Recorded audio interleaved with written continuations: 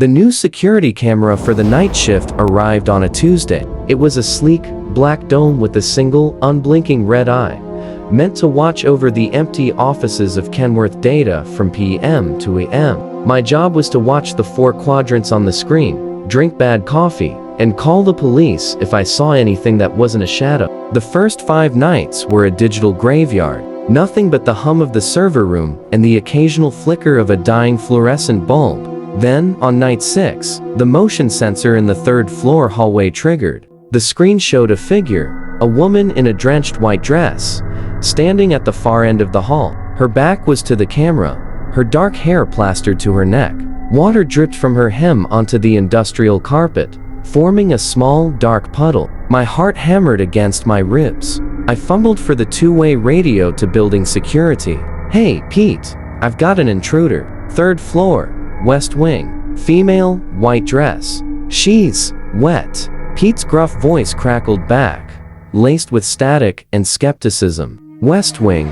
That's been locked down for renovation. No one's up there. Check the humidity logs." I pulled up the environmental controls. The humidity on the 3rd floor was a perfectly normal 45%. There was no water on my screen, just a dry hallway and a woman who shouldn't be there. When I looked back at the monitor, she was gone. The puddle was gone. The next night, she was back.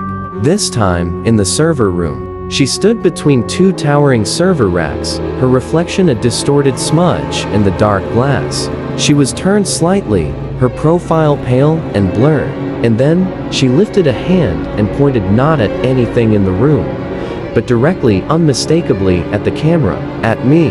A cold dread, colder than the air-conditioned server room, seeped into my bones. I called Pete again, my voice shaking.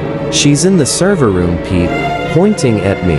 I heard the rustle of Pete moving, the clatter of keys. "Server room cameras are offline for maintenance, Mike. Have been all night. You're looking at a frozen feed." I stared at the screen. The woman's arm was still extended, her finger a pale accusation. The feed wasn't frozen. I could see the tiny status lights on the servers blinking, a silent, rhythmic counterpoint to her stillness. I didn't argue. I just hung up. Night 8.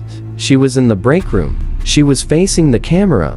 Now, her features were washed out, her eyes dark hollows. She was mouthing something, over and over. I leaned in, my nose almost touching the cool glass of the monitor. I couldn't hear her, but I could read the desperate, silent words on her lips. "Help me." Then she raised her hand again and wrote on the condensation of the breakroom window that, according to the climate log, was in a room holding a steady 72 degrees. The word was clear, written in backwards letters for me to read.